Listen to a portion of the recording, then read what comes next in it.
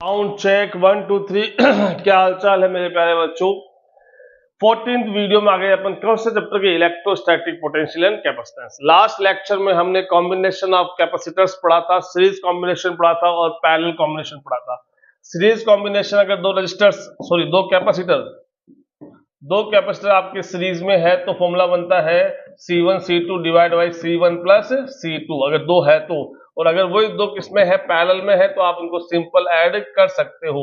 तो ये हमारे दो एक्सप्रेशन है सीरीज और पैरेलल के। कुछ बेसिक क्वेश्चन अपन एनसीईआरटी के लास्ट क्लास में किए थे और आज हम कुछ और क्वेश्चन इस वीडियो में करेंगे। इसमें केवल अपन क्वेश्चन करेंगे किसके, जे के, नीट के, सीबीएसई के। चलिए आज पहले क्वेश्चन किसका है, जेईई मेंस का है और क्वेश्चन 2019 में आया हुआ है। 7 capacitor each of capacitance 2 microfarad. ये दिख रहे हैं आपको, ये हर ऑप्शन में 7 कैपेसिटर्स है लेकिन इनका अरेंजमेंट अलग अलग है, ठीक है।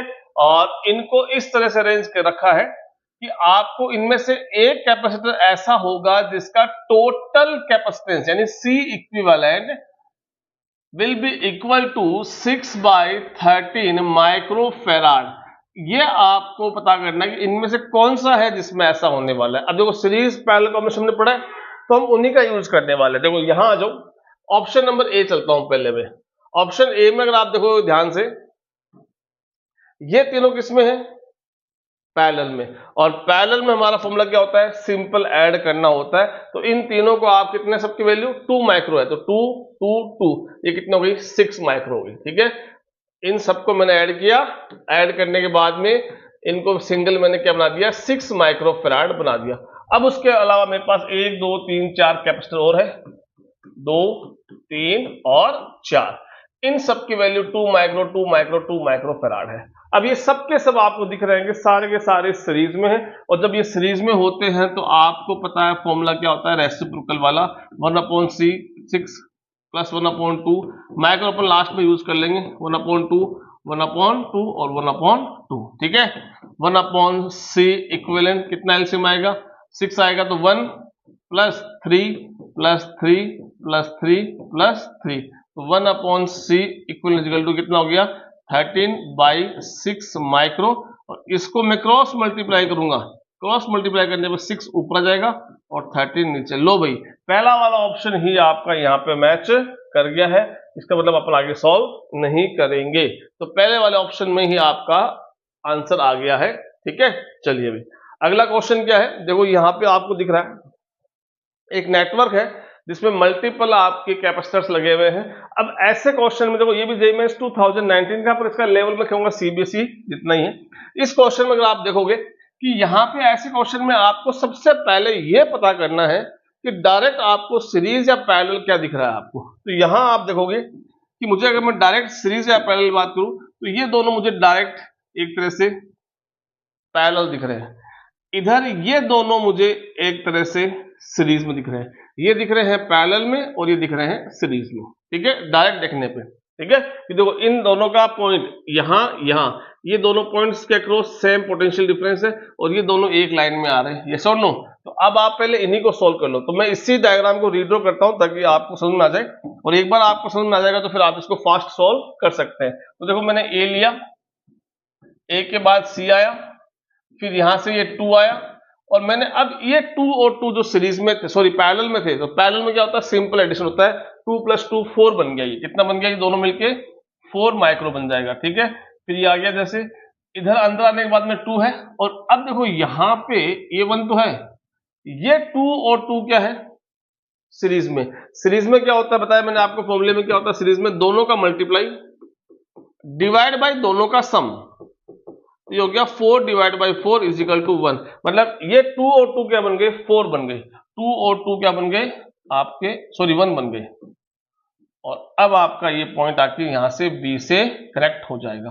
अब आप दोबारा देखो, अब दोबारा आपको दिख रहा है कि ये दोनों आपके डायरेक्ट सीरीज में है कि नहीं, और ये दोनों डायरेक्ट आपके पैरेलल है कि नहीं, क्योंकि इनका ये पॉइंट कॉमन पॉइंट है। अगर ये पॉइंट ए है, सपोज ये पॉइंट बी है, सॉरी ए तो आपने यूज कर रखा है, मान लो ये P है, ये Q है, तो इसका एक एंड P से है, इसका भी एक एंड P से है, इसका एक एंड Q से है, तो इसका भी एक एंड Q से। तो ये दोनों किसमें हो गए, पैरेलल में हो गया, ये दोनों किसमें हो गए, सीरीज में। अब पैरेलल में क्या होता है, दोनों ऐड होंगे, तो 1 और 1, तो ये दोनों मिलके क्या बन गए, 2 बन गए, ठीक है।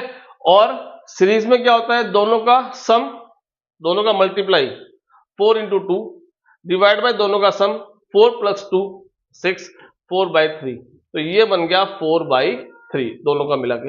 अब मैं इसको रीड्रॉ करता हूं दोबारा, तो देखो यहाँ पे ये 4/3 है, ये 2 है, ये c है और ये आपका 1 है, ठीक है। तो इसको रीड्रॉ किया मैंने, यहां से चला a के बाद में क्या आया, आपका c आया, c के बाद में अंदर जाके आपका वो 2 है, ठीक है। इधर आपका वो सब मिलके 1 बच गया और इधर सब मिलके 4/3 बच गया और ये दोनों मिलके यहाँ पे लास्ट b आ गया। आ गया समझ में, तो यहाँ पे ये 4/3 बन गया, ये 1 बन गया, ये 2 था, ये c था, आ गया। अब यहां आप देख रहे हो कि अब दोबारा देखो, दोबारा आप देखोगे तो यहाँ पे ये दोनों किसमें आ गए, सीरीज में। सीरीज में मतलब क्या होगा, दोनों का मल्टीप्लाई डिवाइड बाय दोनों का सम, तो 2 × 1 अपॉन 2 + 1, 2 × 1 × 2 + 1, तो ये हो जाएगा 2/3। ना ना ना ना, कुछ गड़बड़ हुआ है, कुछ गड़बड़ हुआ है।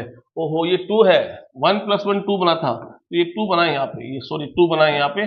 तो अब क्या है, सीरीज में दोनों का मल्टीप्लाई डिवाइड बाय दोनों का सम, तो दोनों का मल्टीप्लाई डिवाइड बाय दोनों का सम 4 4 आंसर 1 आ गया, तो इसका आंसर 1 आ गया। अब ये 1 और ये 4/3, तो इसको अगर मैं दोबारा ड्रॉ करता हूं तो देखो आप यहां से अपन चलते हैं, ये आपका c आ गया, ये a आ गया, ठीक है।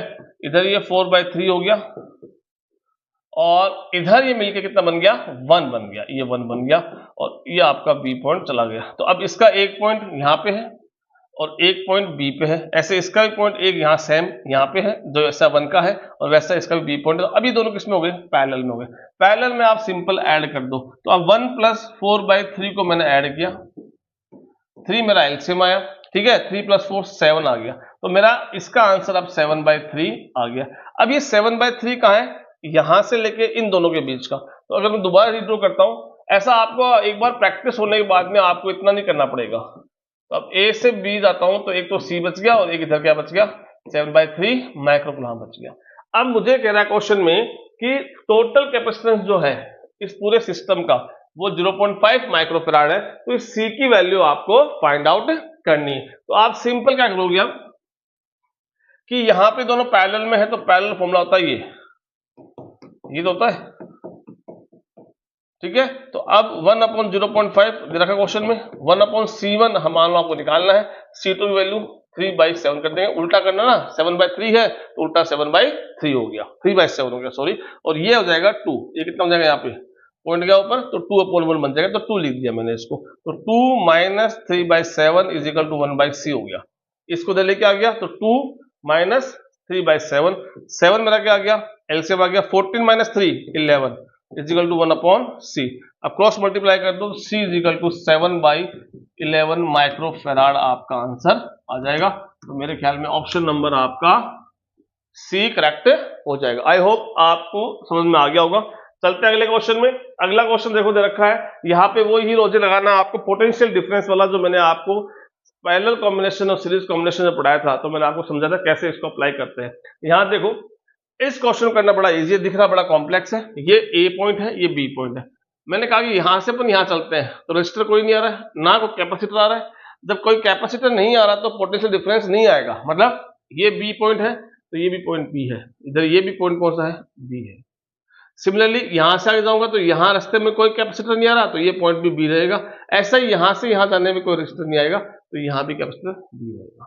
तो इसका मतलब क्या हुआ कि इस कैपेसिटर के दोनों तरफ कौन है, सेम पोटेंशियल है, इसके भी दोनों तरफ क्या है, सेम पोटेंशियल है। इसका मीनिंग हुआ कि जब चार्जेस का फ्लो होते हैं, चार्जेस हाई पोटेंशियल से लो पोटेंशियल फ्लो होते हैं, चार्जेस क्या होते हैं, हाई पोटेंशियल से लो पोटेंशियल फ्लो होते हैं, लेकिन यहां तो सेम पोटेंशियल है, और जब पोटेंशियल डिफरेंस नहीं होगा तो चार्जेस का फ्लो नहीं होगा, तो इन दोनों के अंदर ही कोई करंट सॉरी कोई चार्ज नहीं जाएगा। तो अगर मैं इसको रीड्रॉ करता हूं आपके लिए, तो ये C बन गया और ये C बन गया, C का एक पॉइंट B पे है और इसका भी C का पॉइंट B पे है, यानी दोनों एक कॉमन पॉइंट B पे जा रहे हैं।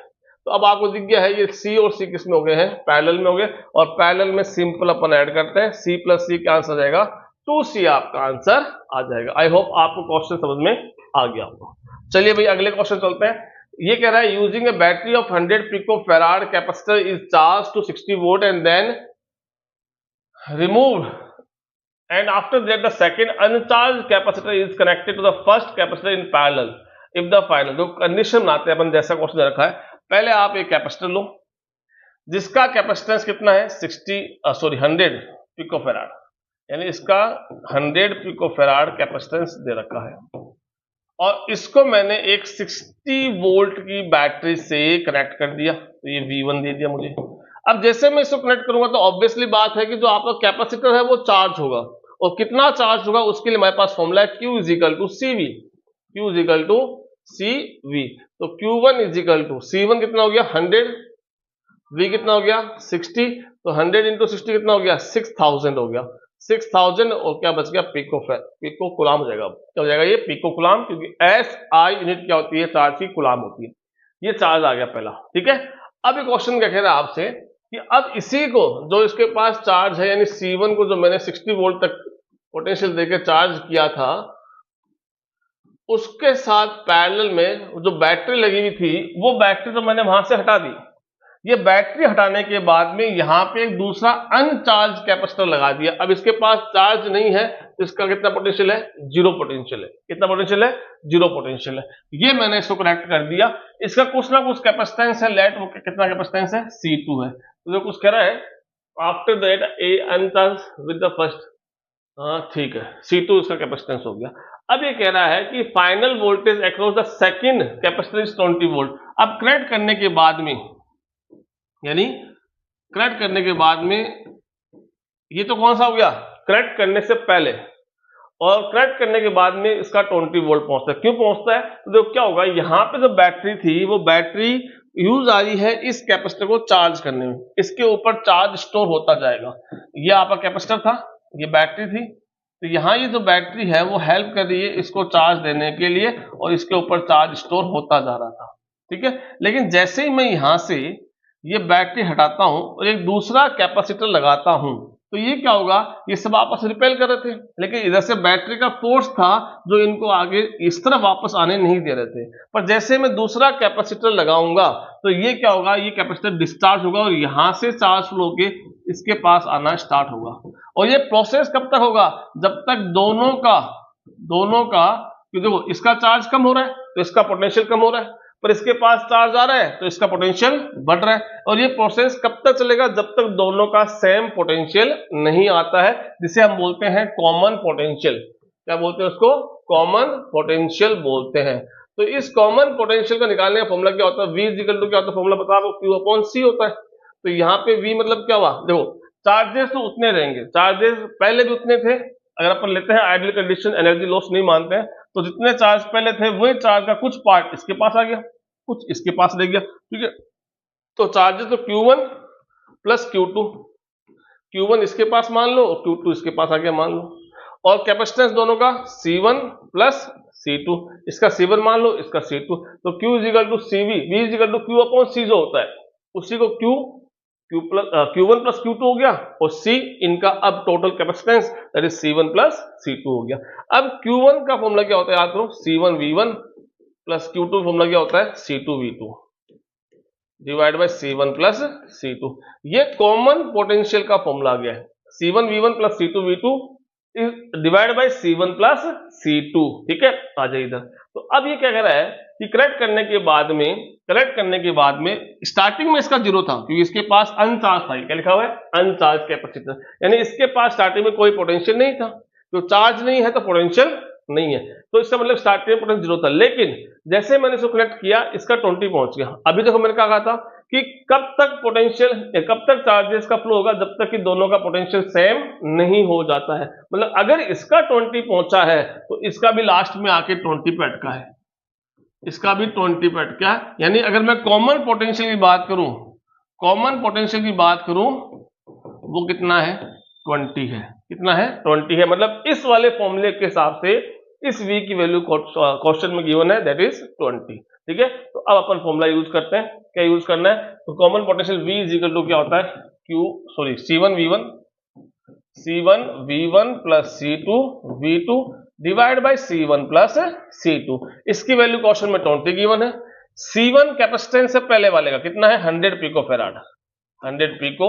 V1 कितना पहले का याद करो 60 वोल्ट हमने दिया था उसको, प्लस C2 दूसरे वाले का कैपेसिटेंस हमें नहीं पता है, और V2 दूसरे वाले का पोटेंशियल स्टार्टिंग में 0 था, याद करो, ठीक है, कॉमन 20 है, स्टार्टिंग में इनिशियल 0 था, फिर C1 प्लस C2 यानी 100 plus C2, 100 pico plus C2 आ गया, ठीक है। अब आपको दिख रहा है यहां से क्रॉस मल्टीप्लाई कर दो तो ये हो गया आपका 20,000 सॉरी 22,000 आएगा, 2000 पिको प्लस 220 C2, ठीक है, और इज इक्वल टू कितना बच गया इधर 6000 पिको। तो 20 C2 इज इक्वल टू, इसको उधर भेज दिया तो ये 4000 पिको हो गया। अब इसको कर दो कैंसिल, ठीक है, तो C2 पिको से पिको भी कैंसिल हो जाएगा, नहीं पिको से पिको कैंसिल होगा, C2 इज 200 पिको फैराड। तो हमारा ऑप्शन क्या आ जाएगा 200 पिको फैराड। आई होप आपको क्वेश्चन समझ में आ गया होगा, सी ऑप्शन। चलिए भाई अगले क्वेश्चन चलते हैं। अभी दे रखा है the equivalent capacitance of the arrangement need 2023 का है, तो शायद क्वेश्चन देखो आप, तो आप यहां मैंने कहा था ना वैसे देखना, आपको दिख रहा है ये तीनों एक लाइन में आ रहे कि नहीं आ रहे, यानी कोई भी आदमी यहां से चलेगा और यहां जब पहुंचना है तो उसको इसके थ्रू भी जाना पड़ेगा, इसके थ्रू भी जाना पड़ेगा और इसके थ्रू भी, यानी दोनों तीनों किस में आ गए सीरीज में आ गए। सीरीज में जब आ गए तो आपको क्या करेगा 1/15 प्लस 1/15 प्लस 1/15 करते नहीं करते हैं सीरीज में, क्या आ गया 15 एलसीएम आ गया, 1 प्लस 1 प्लस 1 3 आ गया, क्रॉस मल्टीप्लाई करेंगे ये 1/5 है, क्रॉस मल्टीप्लाई करने में कितना जाएगा 5 माइक्रोफैराड। समझे, तीनों कैपेसिटेंस लिया 1/15 1 प्लस 1/15 प्लस 1/15 15 एलसीएम आया, 1 प्लस 1 प्लस 1 3 आया, 3 से 15 1/5 हुआ, क्रॉस मल्टीप्लाई करना पड़ता है तो इधर क्या होता है 1/c इक्विवेलेंट होता है, ये सो नो। तो ये कितना हो गया 5, क्रॉस मल्टीप्लाई में 5 आ गया। अब इसका आंसर 5 आ गया, यानी तीनों मिला के 5 माइक्रो कर रहे। अब ये तीनों के साथ में ये जो 15 है वो किसमें है पैरेलल में, ये 5 के साथ में ये 15 कैसे है पैरेलल में, इन तीनों को आपने सोल्व किया ना, इन तीनों को आपने सोल्व किया और तीनों मिले कितना बच गया 5 माइक्रोफैराड बच गया। इन तीनों को सोल्व किया कितना बच गया 5, ये पॉइंट ए मान लो ये पॉइंट बी मान लो, तो ए से मैं चला तो ये तीनों ऐड होके 5 बन गया और मेरे पास बी आ गया, और इसी ए और बी के बीच में कौन है एक 15 और है। तो अब आप देखो इसके दोनों एंड्स ए पे है बी पे है और इसके दोनों एंड्स ए पे है बी पे, ये दोनों किसमें हो गए पैरेलल में। 5 पैरेलल में क्या होता है सिंपल ऐड होता है, 5 प्लस 15 20, 20 माइक्रोफैराड आपका आंसर आ जाएगा। चलिए अगला क्वेश्चन है